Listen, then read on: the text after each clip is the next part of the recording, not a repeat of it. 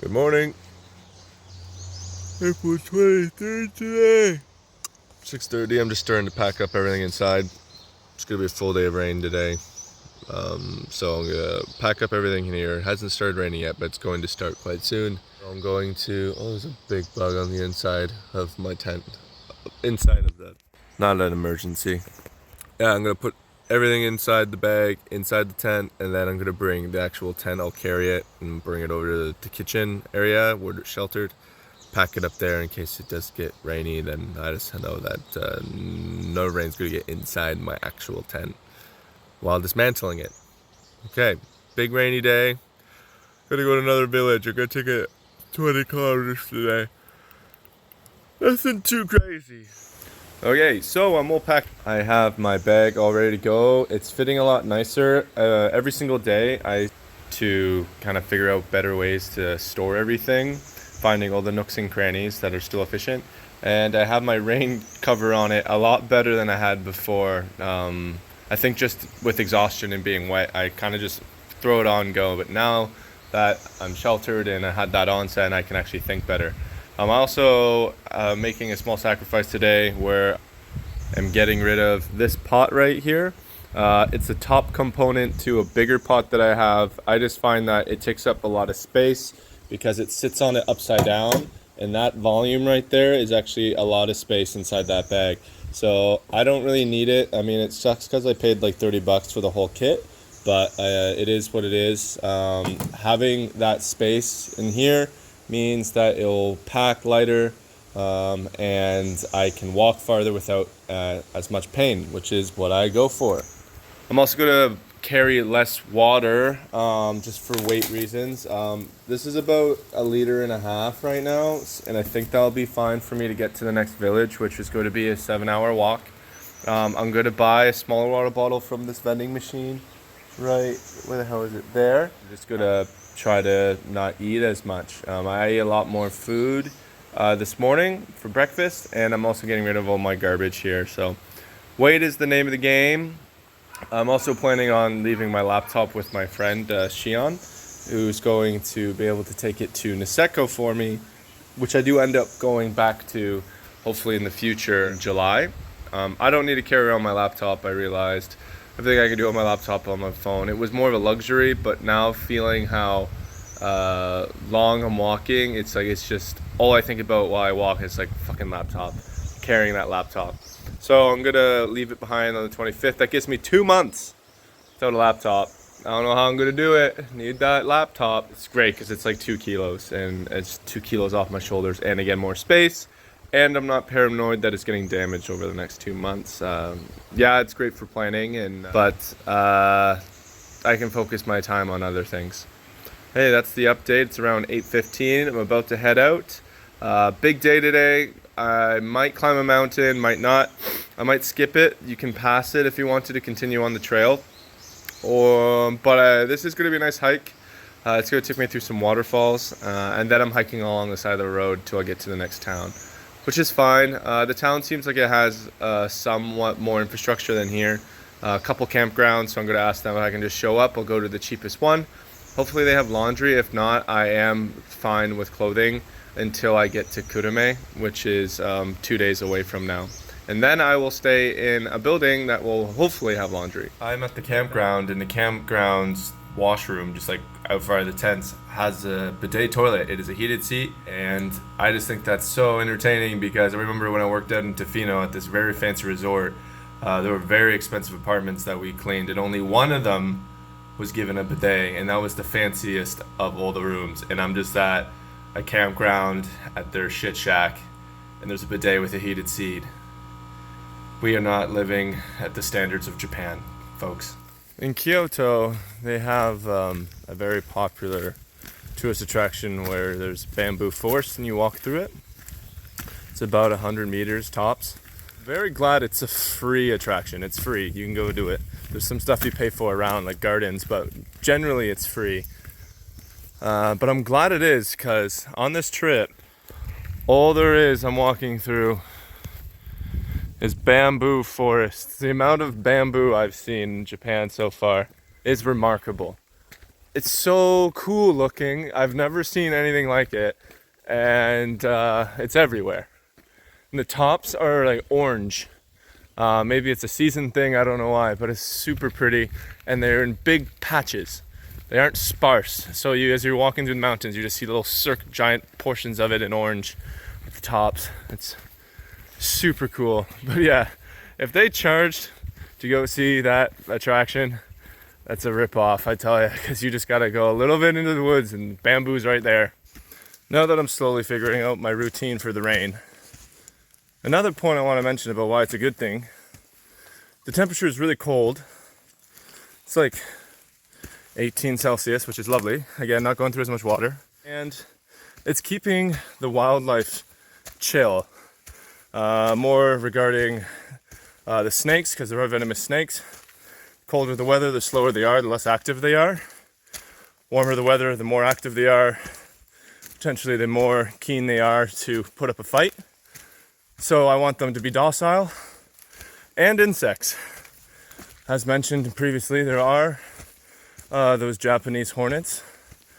And the weather also keeps them kind of calm, along with other insects. And it just creates an amazing ambiance in the forest.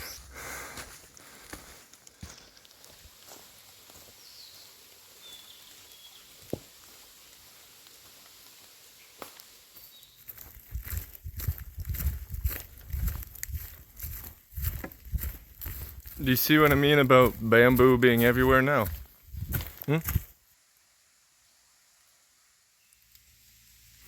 Cute frog.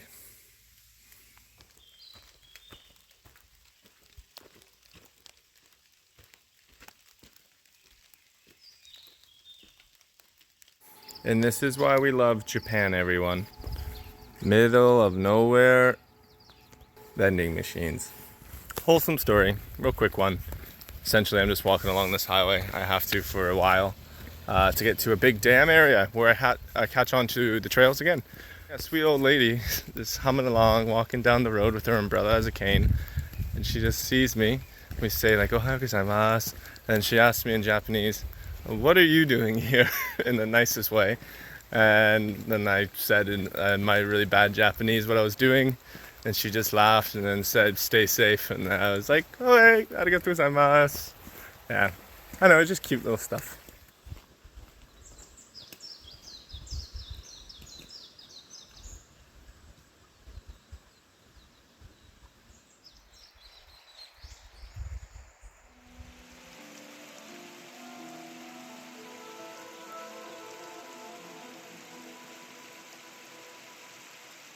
Okay. We are at a landmark at a big old dam. The trail says I have to go through here and up that, but this is locked. My last experience with the dam, those stairs at the top when I was trying to come down it was gated off. So I'm not going to do that. Instead, I saw there was a path back there that hopefully goes up to the road. Because there's a road, which means there is a way to get up. So worst case scenario is I just take the road. But damn! So while I've been walking, I've also been shooting shots with my fancy camera in 4K with the microphone that I bought earlier, just to really make some nice quality sounds. And haven't really been showing it too much. I mean, it's around my neck. But I'm not using a standard tripod like some people would use, because those things are expensive, like $500 for it to be lightweight, durable, and easily to set up. So I'm using Gorilla Tripod, which are very handy. You can attach them to many different surfaces, and if they're not flat, you can balance it out. So actually, I really like it. Maybe having one of those fancier ones is better. But another great thing is I have this dangling around my neck, and what was happening at the beginning is the tripod kept like banging into my nuts essentially. But I remembered that the best thing about the Gorilla ones is that the legs can wrap. So I have it wrapped around my arm so that I don't have to worry about it banging into my nuts. Just a way to compromise to having a camera with me as I backpack.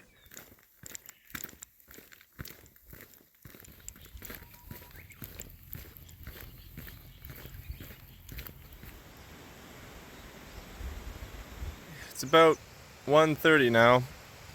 I have about 4 more hours of walking, I think. It's on a road the whole time, so I think I can keep the pace. My shoulders are good, chest is good, just my feet hurt. I'm gonna have a snack here, eat my little meat stick thing and some nuts, and then I have a lot of walking ahead of me. But it'll get me to a big milestone in this hike. And who knows, maybe I can keep walking and get to the spot that I really wanted to be at. But there's some campsites along the way, there's some coffee shops, so I think it will be a good place to set up for the night. Let's hope.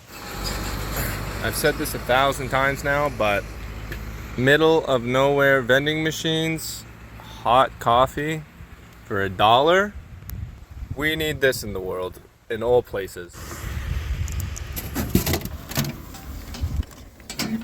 It's really hot.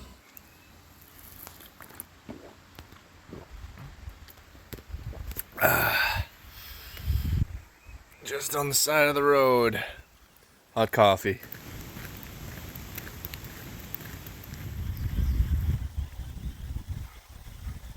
Another great thing about Japan, other than the vending machines everywhere, is that they have these. Just these gorgeous shrines everywhere.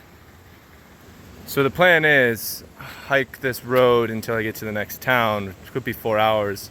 I've already been on it. It's a beautiful walk through a valley with a river. But what if I told you that there's a mountain pass that I could take? Yes, a mountain pass. And my friends and family would say, Daniel, stay on the road, you fool. It could be dangerous. But the real friends would say, don't be a little bitch. Hike the mountain pass. And I can't let that down, so we're doing it. All right, mountain pass update. Other than walking across mountain ridges, over like big old valleys, this right now is one of my favorite conditions for hiking. Just overgrown road, cloud cover, and its ambiance is super green, really nice forest. It's just amazing thinking that eventually, or once upon a time, cars used to come through here.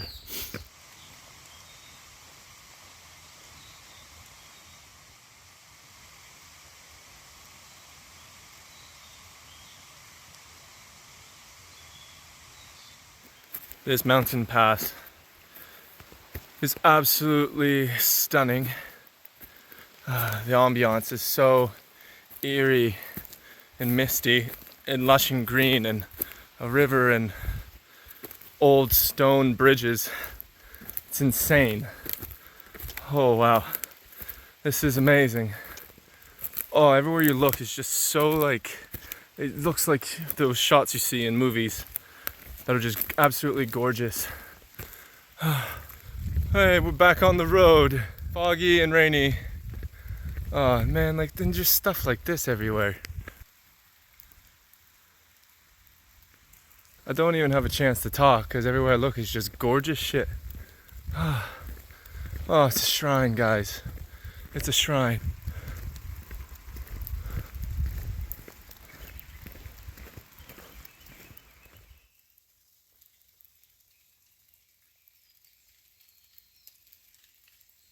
I had no idea I had a really good quality camera I could have filmed with this whole time with portrait video. I made it to this one town, but it's hella quiet. There's no one here. There's a whole bunch of signs though. Hiko-san Slope Car Flower Park. You could take a car up. Maybe it's still running. Okay, stupid decision time. I'm at Hikokan, but I'm gonna move to the next town. It's gonna be a 3-hour walk. It's gonna be 7. It's gonna be dark. But I have so much energy, and I feel good. So I'm gonna risk it and get a lot farther today. I have energy drink, the coffee from the vending machine there, and I attached my tripod to here. So I'm ready for death. Oh, and I'll have my head torch too. If I'm being honest, I'm nervous, but this will be my first big challenge. I'm gonna see this as like a challenge. because I might have to find a spot to put up in between somewhere. And I'm excited and scared. But anywho, gotta get going. Into the spooky road. Alright, so I was on the road and I saw a little path I thought was just going to be a quick one going down from the road because it was doing a bunch of switchbacks all the way down. And then I ended up seeing a shrine, some really shitty steps that were half falling apart. Then I got here. An old, what looks like ruins. I don't know where I am. Oh, there's a house right there.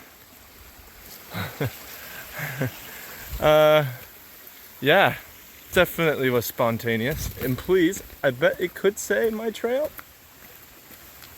It does not. I thought this would be the nature trail, but it's not.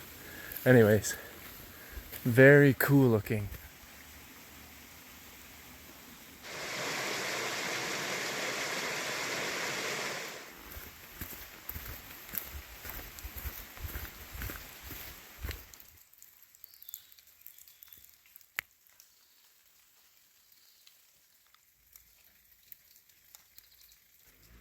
To be honest, I don't really know where I am or why I'm doing this, but just look behind me. Like, I'm just finding some of the most amazing things in the last 5 minutes. Just like a giant shrine in the mist. Oh, it's just beautiful. Holy smokes. Just one more look at that thing. It's huge. It's absolutely huge.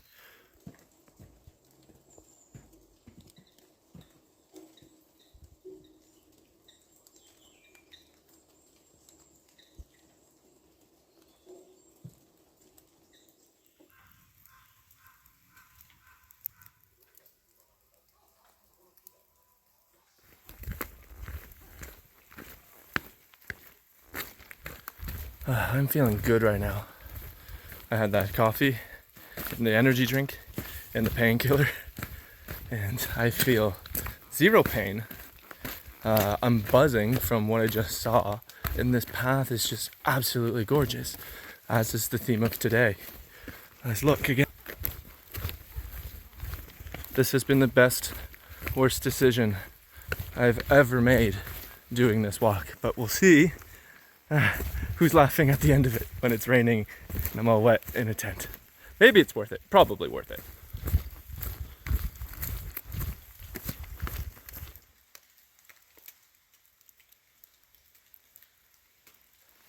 And at the end of all of that, I finally see something that I have not seen in about 5 hours. I've just been winging it since, and that is this Kyushu Nature Trail.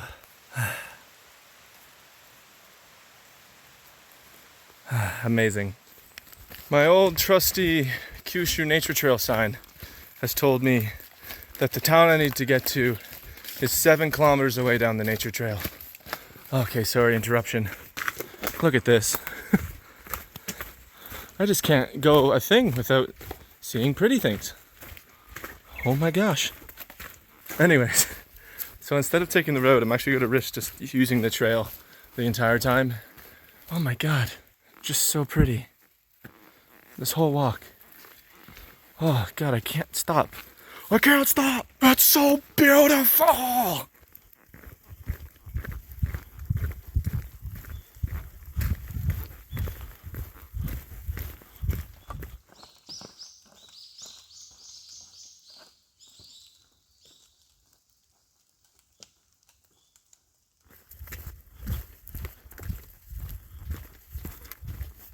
Also, having my gorilla tripod wrapped around my walking stick kind of makes me feel like I'm that baboon from Lion King.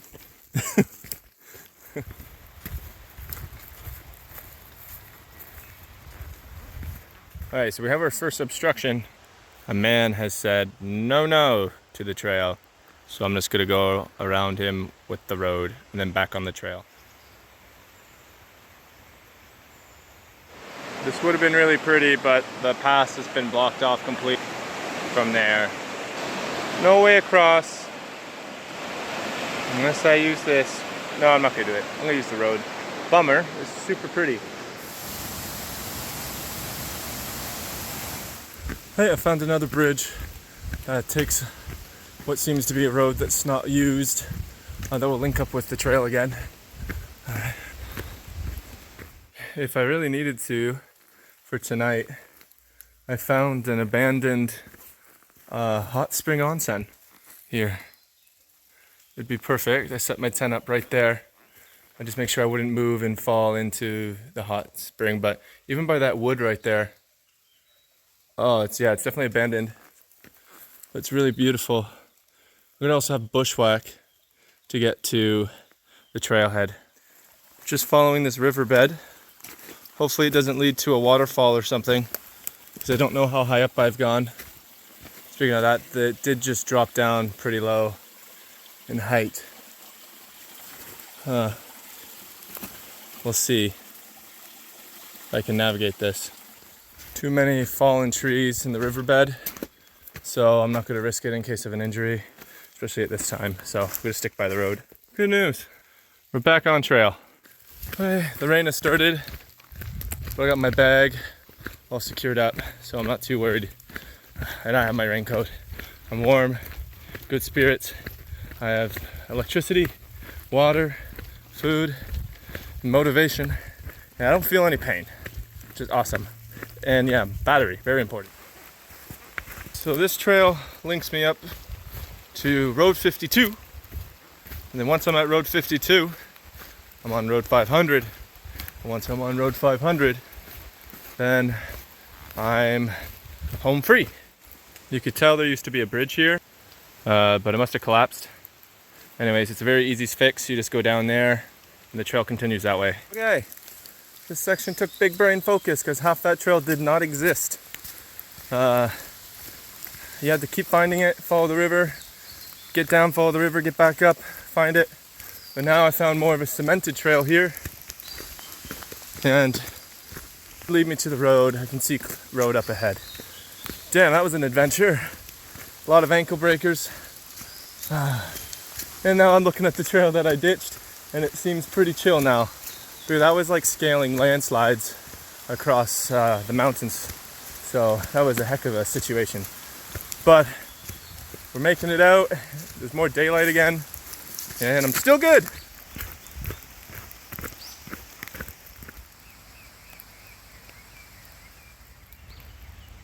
Okay, so that section right there was saying that was the nature trail, but it definitely was not good quality. It was the first time we had bad quality nature trail. But we're back on the road. We're almost where we need to go. Huh.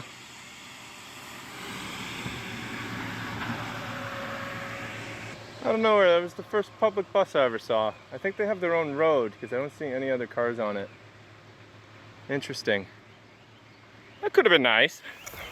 Up there is where I just came from the forest. And here you go, folks. We're at the 500. Toho that way.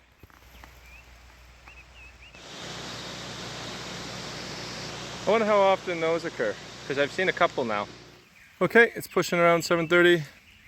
I'm gonna put my head torch on now, and probably, unless something really interesting happens, I'll see you at the accommodation, hopefully. That right there means it's a rest stop with showers, food. It's 24/7 probably. And Tohi Village. Almost there. For some reason it's been an entire uphill climb. Oh, and there's an animal looking at me right there. I don't know if you can see its eyes. Kind of creepy. Oh God, what the heck are you? You're not hesitating, so I think you're a cat with green eyes. Fuck. Vending machine. We're at like a potter's place. I'm not gonna draw too much attention, but. Okay, so we made it to the town, and it turns out it is a sleepy town. Everything's closed, and the places that I thought were campgrounds aren't open. So I had to find a place, and I think I found my place. So let me give you a tour. Here it is. It is a waiting shelter for kind of like a drive pass area.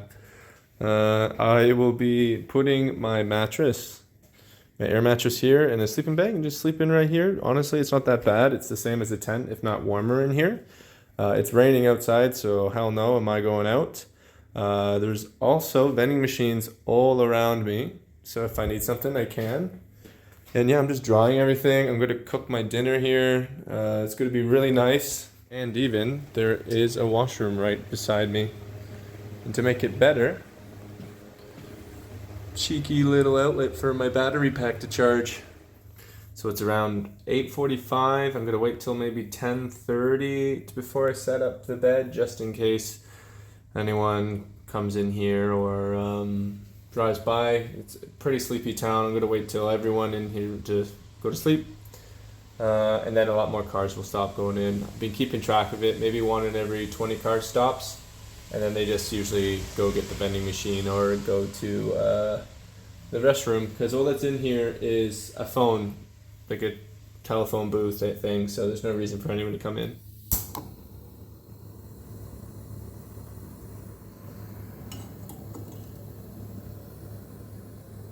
Okay, what a day. That was by far the longest distance that I've done. It was about 40 kilometers. Said it would be 20. So many different places, walked through valleys, walked through the forest, saw lots of different animals like deer and badgers and hawks and worms and frogs and all the stuff. So many cranes flying through the valley. It was so nice. So many gardens, so many nice people wishing me good luck. Just as I was walking past, older gentlemen and women just asking what I was doing, and again just like saying safe travels. It was so nice seeing all the shrines everywhere. The trails were gorgeous. The mist was just like mystical. My feet are killing me, but I'm really, really happy that I was able to walk such a distance and was able to persevere. I'm impressed with what I was able to do. Tomorrow's going to be a big day. I'm sleeping here in this station area. There's someone in the parking lot sleeping in their car, so I'm not the only one. I'm cooking my ramen. But yeah, I have 23 kilometers until I'm in Kurame. And I have a small hotel room booked for me. I'm gonna do laundry. I'm gonna be in a bed. Then from there I meet up with my friends. And then we're gonna do a little bit of a road trip and see some really cool stuff. Look into Japan's Aso, as we like to say. Okay. I hope you enjoyed this one. This was a big day. Big day. We'll see how tonight goes. I hope nothing happens. I'm gonna wake up at probably 5:30 just to get out of here. Hit the road. Okay. What a day. Good night, everybody.